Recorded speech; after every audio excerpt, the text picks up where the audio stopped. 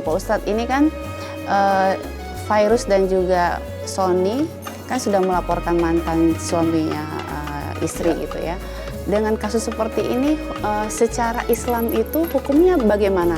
Sebenarnya mantan istri melaporkan sampai masuk penjara, itu bagaimana hukumnya? Jadi secara hukum Islam itu nggak ada masalah, Mbak. Karena ini beliau juga punya hak untuk melindungi diri, menjaga diri dari sesuatu hal yang menurut Mbak Fairuz tidak adil. Maka ya Mbak Fairuz dan keluarga punya hak untuk menempuh jalur hukum dan itu diperbolehkan. Jangankan kok cuma mantan suami. Nabi pernah mengatakan, "Lau Fatimah binti Rasulillah syaqat lakotok ya teh." Kalau Fatimah anakku sendiri mencuri, akan saya potong tangannya. Jadi siapapun yang dianggap berbuat salah berhak diproses di pengadilan dan dilaporkan, dan ini cara yang paling beradab sesuai dengan tuntunan Islam untuk menghadapi masalah. Benar ini langkah yang ditempuh, itu satu. Tapi saya ingin menyampaikan begini, di dalam Al-Quran itu disebutkan bahwa asa an tuhibbu syai'an fahuwa syarrul lakum wa asa an takrahu syai'an fahuwa khairul lakum. Boleh jadi sesuatu hal yang kelihatannya bagus, kelihatannya indah, menyenangkan, itu ternyata berujung jelek dan berakibat jelek pada diri. Jadi sesuatu yang kau suka, yang kau anggap menyenangkan, tapi wasa antakrahu syai'an, dan boleh jadi sesuatu yang menyakitkan, yang tidak mengenakkan, bikin susah, itu ternyata bahwa khairul lakum, justru ini menjadi baik bagimu. Jadi kasus Mbak Fairuz ini saya melihat ini menyakitkan, tadi sudah Mas bilang bahwa ini juga apa ya, membuat kerusakan yang besar mungkin, tapi boleh jadi ini momentum untuk berbuat kebaikan, akhirnya bisa muhasabah, mendekatkan diri pada Allah, hubungan suami istri jadi bisa saling support, ya, saling tambah kuat ya hubungan suami itu kan, istri. ini akhirnya berujung baik. Nah, tapi kan ini di berita kita juga melihat bahwa pihak mereka yang sekarang sudah menjadi tersangka, bahkan sudah divonis, bahkan masuk penjara, itu meminta maaf kepada kalian. Bagaimana tanggapannya ini? Enggak, jadi gini, waktu aku kecil, aku pernah melakukan kesalahan, Ustaz. Aku pernah, ya nakal-nakalnya remaja lah, aku suka bolos dari sekolah, aku nggak bilang-bilang. Aku pernah di saat itu ngebakar kamar Ustadz. Nah. Ngebakar kamar Ustadz karena bandel lah, segala macam bandel. Sampai satu ketika ketangkeplah aku. Ketika aku ketangkap, kenapa kamu bolos dari sekolah dan kenapa kamu ngebakar kamar Ustadz? Aku dimarahin. Terus akhirnya datanglah Ustadz dan pihak sekolah. Aku di situ disidang, diinterogasi. Kenapa kamu melakukan ini? Aku jelasin alasannya apa. Akhirnya satu ketika aku minta maaf sama mereka. Oke, aku minta maaf atas kesalahan aku. Aku janji aku tidak akan melakukan ini lagi. Mereka memaafkan kesalahan aku. Tapi mereka tetap ngasih aku hukuman. Aku diskors 3 hari di sekolah dan aku disuruh menghafal banyak surat pada saat itu. Akhirnya, kok aku kan udah minta maaf, kenapa aku tetap dihukum? Kamu jalani hukuman kamu. Allah lebih tahu kenapa kamu harus menjalani hukuman kamu. Akhirnya di situ aku belajar. Ketika aku menjalani hukuman, akhirnya aku bisa menghafal surat banyak. Dari situ aku sadar, aku janji aku nggak akan pernah melakukan kesalahan ini lagi. Setelah itu, aku nggak pernah yang namanya cabut dari sekolah. Aku malah semakin dekatkan diri aku untuk belajar agama. Aku ikut TPA, aku ikut bagaimana menghafal bacaan sholat dan artinya. Akhirnya aku sadar, ketika Allah pengen merubah hambanya menjadi lebih baik, ketika Allah memberikan hidayahnya, Allah punya banyak cara. Mungkin pada saat itu cara itu adalah aku harus menjalani hukuman itu. Jadi begini, kalau dalam di Islam itu ada yang namanya jinayah. Jinayah itu hukum kriminal, gitu ya. Bahwa ini harus dipisahkan antara hakul adami antara Mbak Fairuz dan keluarga ini dengan si pelaku, gitu ya.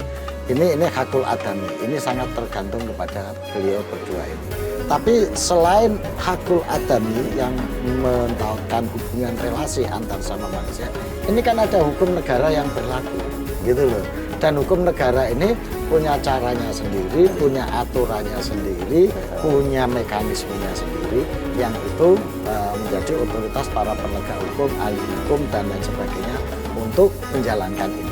Kalau itu sudah ranahnya itu ya sudah, dia ditangani itu. Nah, sekarang yang terpenting justru ini satu menjadi pelajaran bagi seluruh masyarakat. Bagaimana harus bertindak, bersikap, berlaku arif kepada siapa saja, apalagi itu mantan orang yang pernah hidup bareng dalam satu rumah tangga. Ini karena itu ada etikanya. Saya sama Mbak Angel yang baru ketemu baru kan itu aja ada etikanya. Iya, betul. Nggak boleh langsung menusuk pikirannya, nggak boleh langsung menyinggung perasaannya, apalagi membuka sesuatu yang, apalagi ini orang yang pernah hidup berdua. Itu satu. Yang kedua adalah ada etika-etika yang terkait dengan orang tua terhadap anak. Karena bagaimanapun ini menyangkut pertanggungjawaban orang tua terhadap anak yang ini punya dampak besar. Gitu. Ini juga perlu dijaga. Gitu ya. Inilah yang perlu kita ambil pelajaran. Bagaimanapun kita benci pada seseorang, kita tidak boleh melampaui batas yang membuka aib di depan publik. Karena ini tidak hanya punya konsekuensi hukum, tapi juga punya konsekuensi moral dan sosial. Nah, kita juga lihat di pemberitaan ada video-video juga Fairuz juga meminta dukungan terhadap perempuan. Akhirnya juga ke Komnas Perempuan, Fairuz juga mendapat dukungan. Apa yang mendorong Fairuz sampai tetap melaporkan mantan suami? Sebenarnya sih aku nggak pernah minta dukungan terhadap perempuan ya. Justru aku yang mendapat dukungan gitu loh. Itu memang terjadi begitu saja gitu. Mungkin support ini dapat ya semuanya atas gerakan dari Allah sih gitu. Karena memang semua yang terjadi, masyarakat semua itu kan sudah pintar, tahu mana yang salah dan benar, mana yang pantas dan tidak. Makanya kenapa kita bisa melihat gitu respon-respon dari masyarakat sendiri itu karena mereka melihat, mendengar apa yang terjadi. Perempuan juga dan ikut merasakan sebagai perempuan. Ya. Oke, Nggak hanya perempuan aja, ya, malah laki-laki juga. Masya Allahnya yang luar biasa adalah ketika ketemu banyak orang, Ustaz, aku juga haru ngelihatnya. Mereka samperin Fairuz, bahkan mereka yang menangis. Mereka sambil meluk, yang sabar ya, aku sendiri mirip. Malah kita, oh ya Allah, orang aja bisa merasakan sampai sedemikian rupanya bagaimana apa yang dirasakan dengan Fairuz seperti itu. Nah, Pak Ustadz, ini kan mungkin saja ini nggak terjadi hanya untuk dengan keluarganya Fairuz dan juga Sony gitu ya. Mungkin di luaran juga ada seperti ini. Untuk menyelesaikan konflik yang seperti ini itu bagaimana Ustadz? Jadi ada dua level ya. Kalau itu bisa diselesaikan dalam tanda petik kekeluargaan, bisa diselesaikan dengan islah bahasanya, itu akan lebih baik. Masing-masing pihak ketemu berislah untuk saling memaafkan, sudah selesai sehingga tetap berhubungan baik antara satu dengan yang lain. Tapi yang kedua, kalau memang cara ini tidak bisa, karena ada sesuatu hal yang tidak memungkinkan ya, tadi juga sudah benar jalannya Fairuz ya, berkali-kali sudah berulang-ulang, sehingga perlu ada institusi atau pihak lain yang bisa dimintain bantuan untuk menyelesaikan ini secara baik demi tujuan yang lebih besar. Betul. Misalnya kenapa Mbak Fairuz kok ini mengajukan ke hukum, apa nggak bisa islah baik-baik tanpa hukum? Ya beliau kan punya pertimbangan sendiri. Betul. Ini cara kita melakukan pendidikan. Siapa tahu dengan cara hukum sendiri si pelaku menjadi sadar, lebih baik menjadi lagi. belajar.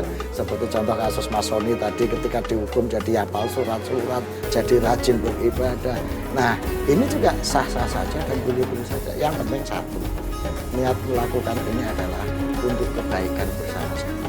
Jangan sampai karena dendam, jangan sampai karena benci. Karena tadi Mas Sony juga sudah bilang, jangan melakukan sikap yang sama dengan orang yang melakukan penganiayaan. Makanya kami berharap kalau menghadapi begini, pertama islah. Kalau islah nggak baik, cari hakam atau istilahnya pengadil. Nah, pengadil ini bisa aparat hukum, bisa yang lain. Kalau memang ini perlu aparat hukum, lakukan. Tapi itu dalam rangka litakdib, untuk mendidik, untuk menyadarkan, untuk membuat mereka tidak mengulang perbuatannya. Ini akan lebih baik gitu, daripada berdasarkan dendam dan benci itu yang nggak ada. Nah Pak Ustadz, untuk amalan nih, untuk hubungan mereka suami istri sekarang yang dapat masalah tapi alhamdulillah sudah terselesaikan, biar imannya tambah kuat lagi, amalan apa yang harus mereka ini lakukan? Ya saya pikir Mas Sony sudah banyak melakukan hal-hal yang seperti itu tadi, bertakorup, mendekatkan diri kepada Allah, ya. Dan waktu yang paling tepat untuk mendekatkan diri itu sholat malam. Karena dalam keheningan malam itu kita bisa langsung berkomunikasi dengan Allah dengan ketenangan hati dan ketenangan jiwa. Kenapa Allah memberikan waktu sepertiga malam yang kedua itu? Karena pada waktu-waktu seperti itu keheningan, ketenangan jiwa akan terbentuk, sehingga saat itulah yang pas untuk mengadu kepada Allah, gitu ya.